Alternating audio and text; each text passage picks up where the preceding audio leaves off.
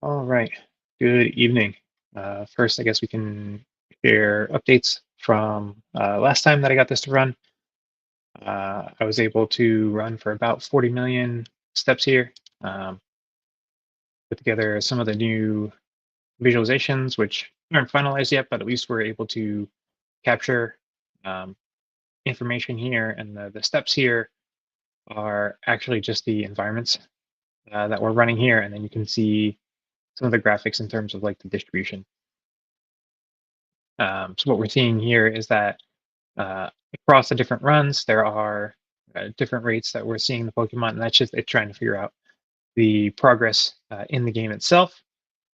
These are figuring out like the Pokemon Center. A lot of this is front loaded because you're healing more frequently until your Pokemon gets stronger, and then it tries to kind of brute force its way more through the game, and you can see that here on um, like the histogram here. Start menu, you should really only get it once at the beginning of the game. It's kind of weird that it has a second jump there in the graphic, but that's fine. Map here is the uh, percentage of coordinates visited in the map. Events here, this is the event score. So the highest it got was just a little bit over 100 events. Unfortunately, in these runs, none of them had made it to Misty, but we'll show that when we come to uh, that map here. This is the HP across the different versions that we're running. Towards the end of the runs, for the most part, the party was fully healed. It was just kind of moving around the map to try and get there. And then once it finished, we ran about 420,000 steps here, and that's basically what it's showing here. Is it peaks and then it resets and then it builds up, and then does that again. That's as they go through the runs, it was getting better in terms of dying. It's still very front loaded because it tries to rush to Brock really quickly because that's such a large reward boost. There is the boost for the badge itself, and then there are two events related to it. He gives you the TM after you beat him, and then beating him is a event as well. So then it's basically it gets like 18 points plus whatever levels through those. And because the starter is Bulbasaur right now, um, it will typically go there around like level 12-ish. And then sometimes it's coming out even with Ivysaur already. So then you're getting new Pokemon seen and captured. So then it's an even larger boost. You're talking like 20 plus points for going through the gym. And all it really needs is Vine Whip, which I believe was a level 12 move. And so that's why as soon as it gets there, it knows it can crush that gym pretty quickly. This is the count of the Pokemon in the party. The max is 6, which is what you're seeing here in the graphic. And for the most part, towards the ends of runs, it has a full party for those. Coordinates, these are just the different coordinates that it's viewed or visited during the game. As you can see here, the maximum of the individual Pokemon caught was 8.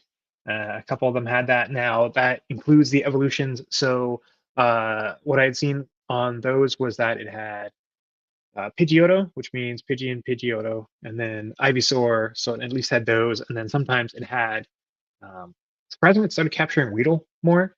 I think that's just because you can level that pretty quickly and then increase your Pokemon caught score by quite a bit. You get a couple levels, and all of a sudden you have a Beedrill, which is 9 points for Pokemon captured, as well as a few points for the leveling there.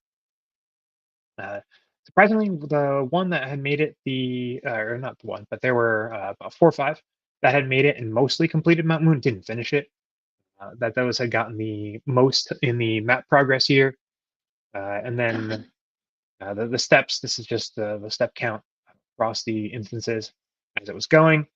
Here's the badges, which is what I was referring to, and showing basically that they really only had gotten the Brock. If a 2 had started to appear, then they would have gotten to Misty, and made me think that we had gotten further, but no such luck there. the distribution of the level sums across the different instances here. So you can see here it's about 160 combined levels on the Pokemon. So it had just kind of started power leveling as much as it could across the variety of Pokemon. And this is just in the party itself. So you imagine you have like a level 30, I think one even had Venusaur at one point. So you're talking at least level 32 on that, plus a high level Pidgey or Pidgeotto, and then a couple other levels factored in there along the way. This was the result of about 40 million additional steps here. Unfortunately, this is the screen here. It had crashed because I opened the folder to take a look at the images, and then it could not write to the image. So then we lost progress here around 2 o'clock this afternoon, but it completed, like I said, about 40 million steps at that time, and it had been running for more than a day, actually, about 20, 30 hours total. But did massively increase the overall number of iterations completed. We'll be able to pick up here from the last one that had finished. If I go back, it had finished about a third of that run. Whoa. Here we go, it's almost the end. We can see here on this instance, 46 deaths on one of them was quite a bit. Level sum was about 134 on this is the max across all the different environments. And then you can see some of the averages here. On average, 17 deaths, which is quite a bit, but that's just it's trying to make more progress in the game. There was one that had done particularly well in terms of getting events, which means it probably was the one that got the furthest into Mount Moon, short of completing it. And it just seems like there's such a huge challenge with Mount Moon because of the random battles and the number of trainers that are there, that if it does not have a significant start in terms of its progress or its Pokemon levels, that it won't do well in there. There are, I was looking it up last night, there are like 10 or 11 trainer battles in there, all of them with Pokemon in the 10 to, I think it's up to 16 level range, plus the random encounters the whole way through. The reason why Pidgey's an MVP is because most of them are Zubats. It's like 60% of what you encounter there.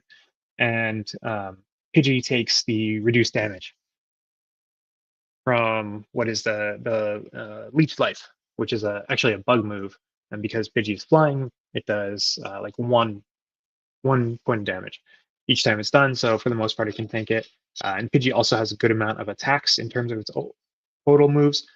It has Gust and Quick Attack, plus if it's Pidgeotto, I forget, there's another ability that it learns. And then the only non-damaging move it has is Sand Attack, which only has 15 uses. And when you compare that to Gust, which is, I believe, 40, and Quick Attack, which is also 40, it's like 80% of what it can do are offensive moves. And so it tends to do really well in the Mount Moon area.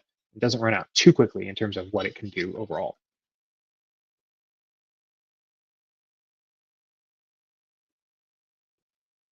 There is a thought that to try and compensate for Mount Moon when the player blacks out, to go back and remove the last like 50 or so spaces that it had explored.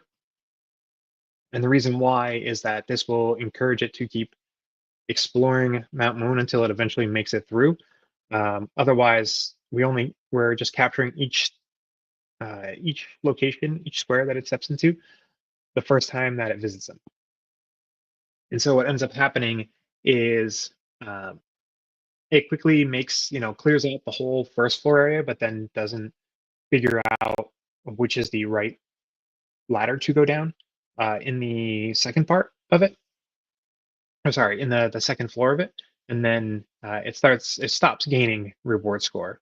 So then it becomes more and more challenging for it to continue progress because it's no longer receiving the rewards that it's getting along the way.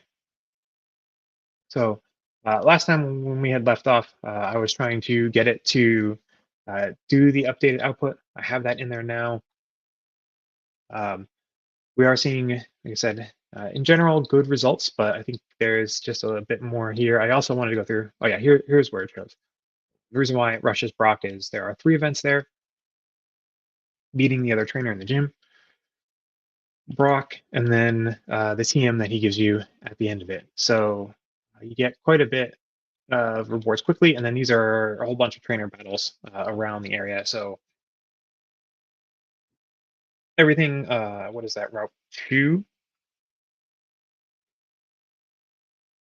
Yeah, Route 2, which then takes you into Viridian Forest, and then Route 4, which is the path to Mount Moon. You're getting quite a bit in terms of the overall rewards. We're multiplying it by 4, so there's about 25 different events that have been triggered during the process, and then it goes through those, and then the idea is that we can hopefully increase the exploration score. Last time I had done 3. I'm actually going to, I believe, tick that up to 4. We'd seen that exploration had not even overtaken the rewards, so they probably need to be about the same in terms of the events versus exploration. And then I said I wanted to look around for if it is dead.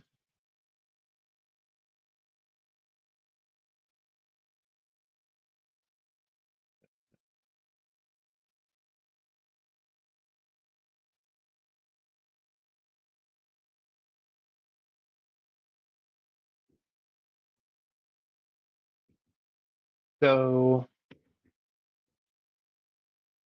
there's the die count there, and then board scene board.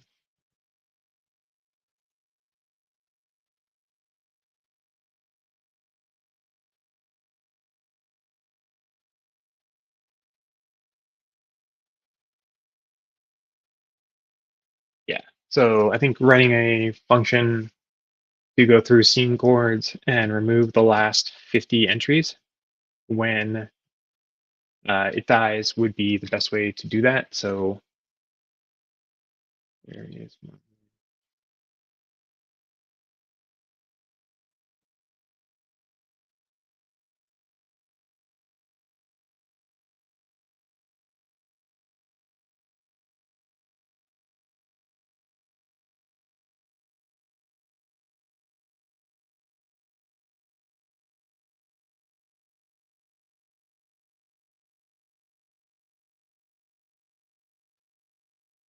One died.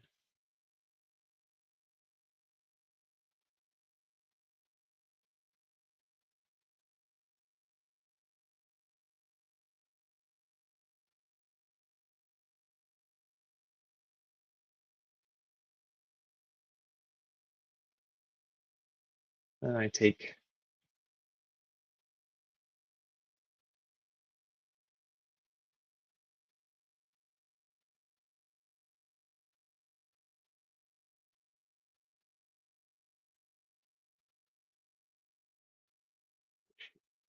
scene chords.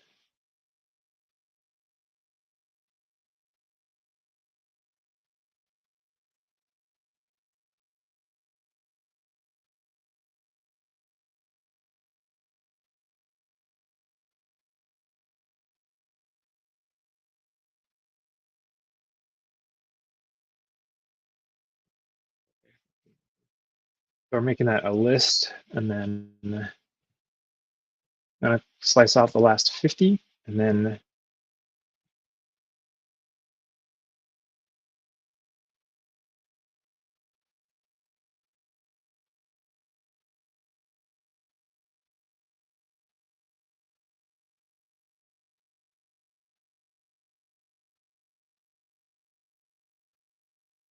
so the steps here is basically we're converting the items here into a list, and then converting it, cutting off the last 50,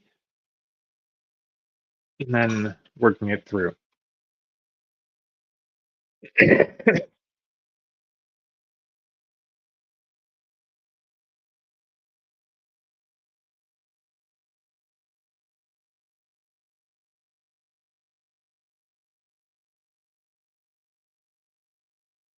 So let's see if there's anything else.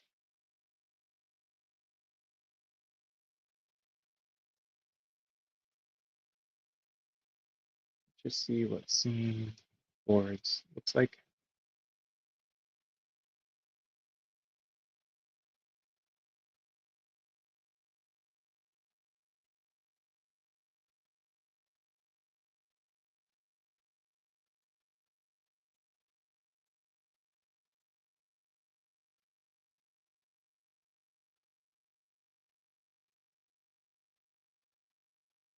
No, it's probably better to do it as pop then, because doing it this way won't work as well.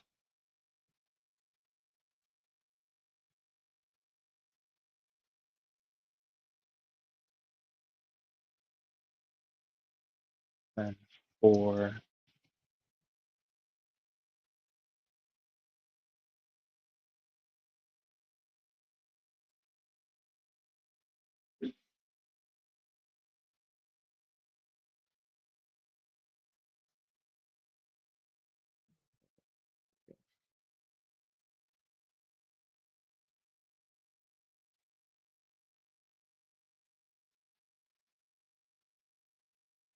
this doesn't have to be I, it can be anything.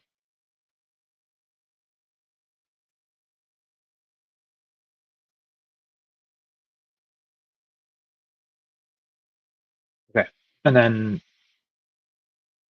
so we made an adjustment to, we're going to resume from the last safe checkpoint here. We increase the Explorer weight here. I'm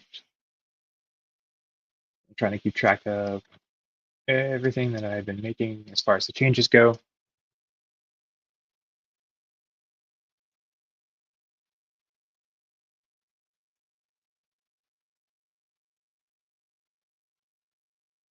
Zero four.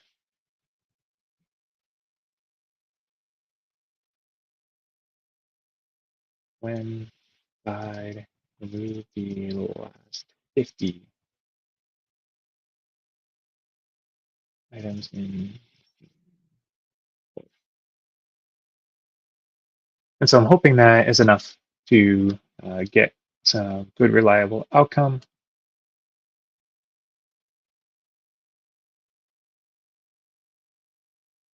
We did have the improved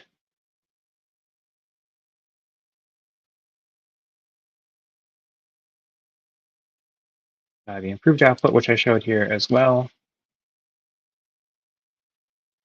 and the one that actually succeeded its run. So we'll see. These are the ones that I had done prior. So all this 2, 4, 11.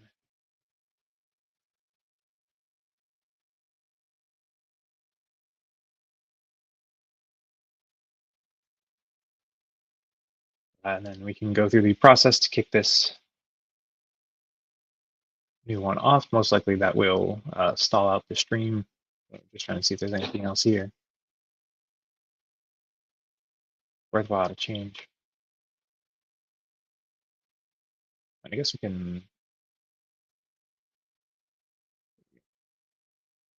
here kind of show where we were at the end. We had Ivysaur Bellsprout, which means it was fighting a trainer in Mount Moon. Like I said here, Pidgeottos pretty frequently fighting Geodude. This one was already at the trainer most of the way through with Eradicate. Now that one is level 16, but a little bit tougher because of the Hyper Fang.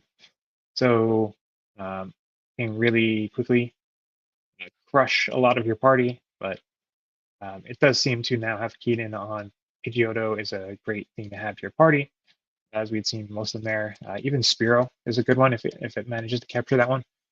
That one appears at a far less likely rate, but it's also another good one to capture because it's strong going through Mount Moon and generally for the game.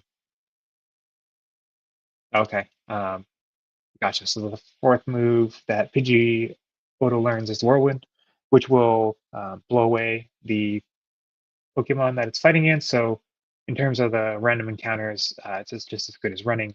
So uh, a good move, not necessarily to win the battle, but in terms of keeping the progression. And then I believe it doesn't even let you use that in the trainer battles. So then it's a relatively safe move for it to learn. And hopefully we'll see more progress as we go. So overall, I think we are getting closer to the stage where we can uh, get through, or I hope we're getting through Mount Moon more quickly. So that way, or more reliably, so that way we can start getting into Misty. We're talking 39 million steps to get to this point. So a little bit behind where we were last time, but I think that's just because it was more luck than anything else. And this will hopefully be a more stable pattern for getting them through through Mount Moon. Because as long as they can clear it, there's one set of grass uh, outside of Cerulean City, but there's no trainer battles. So hopefully it can figure out getting to the Pokemon Center there and then being able to heal its party and kind of move its progress along to the next checkpoint. After that, it should only be a matter of time till it goes through the gym because you're going to get another swell of points there. Talking again 10 times for the badge. You've got 2 trainers in that gym, so 12 reward points. That or 16 reward points, 2 battles, and then 2 for the gym leader plus the badge. So doing it this way kind of allows it to then fixate. So the next time through, it will try harder to get to the gym more reliably. So I think overall this has been good progress. I think in last time, looking at my notes here, we increased the Explorer reward from 2 to 3. Now we're going up to 3 or 4. We reintroduced the dying penalty. So it's just a minus 0.01 when it dies, just to kind of learn that that's not something that you want to do. And then we saw that the heal score was beginning to increase for those as well. So you can see here, on average, it heals the total party health 4 times over. And then in the highest scenario, you're talking 8 times the whole party's health. So it is healing more frequently. We also are still also seeing a lot of deaths, but I think some of that just comes with Mount Moon, and then with it getting so much, hopefully it's getting so much information here that it can learn to decrease the amount that this is, or the frequency that this is happening.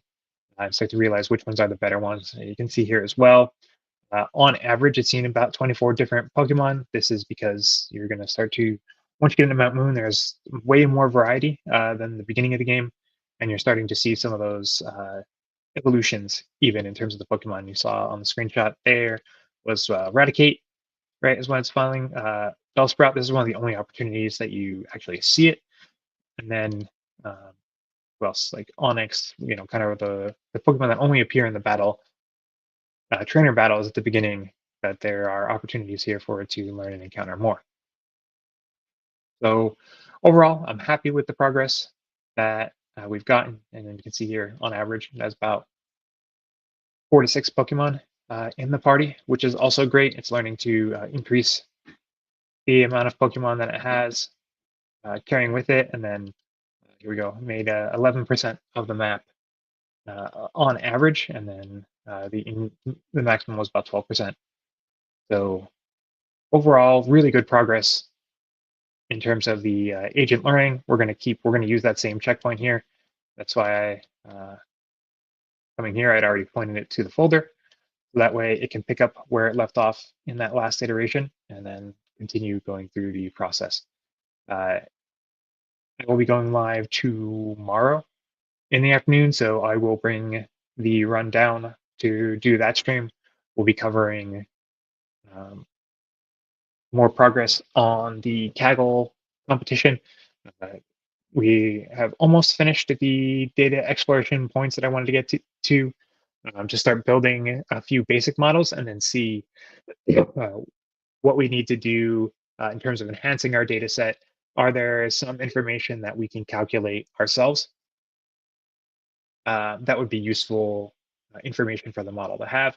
We had done grouping of the plays based on team player formation, and we're going to combine, or we at the end we combined both data sets to rushing and passing information together. We started to look at how the teams, how different teams have different, almost would say tells in terms of what they're doing. We'd seen Tampa Bay was a really good example of that. I think the data was from like 2 years ago, maybe 3 years ago, where Tom Brady was still the quarterback, and the shotgun, they would, it was like 80% of the time would be passing. And then the single back formation, 80% of the time that would be running. So it was like a really big tell for the defense just based on the formation alone. And then, if you're using that for a model, if you always predicted to run, as long as you saw the single back formation, you would have accuracy in the 80% range, right? And then the same thing for pass. So we're going to work on creating some very basic models there, like I said, and then we'll work through our data set a bit more to supplement it with more, or pulling in more information from the tables and seeing if we're getting better results there. So that is the plan for tomorrow. What I'll do here is I will bring the stream down. I'm going to kick this process off for beginning the run. So that way we can give it some more time to have more progress. And then I'll see you guys all tomorrow. Thanks for coming. I know it was about a half-hour stream, but I think we had a lot of good progress. We want to keep that going, so we're making very small changes. The other thing that we did was when the player dies, we're going to remove the last 50 coordinates that was seen, so that way we're incentivizing it to go back into Mount Moon and gain more of its reward score. The only caveat with this is that if I am popping this out, we may see a large reduction, and so may need to take out that penalty for dying because it's going to be implemented by removing these coordinates from there. So thank you all for coming, and hopefully we'll see you tomorrow.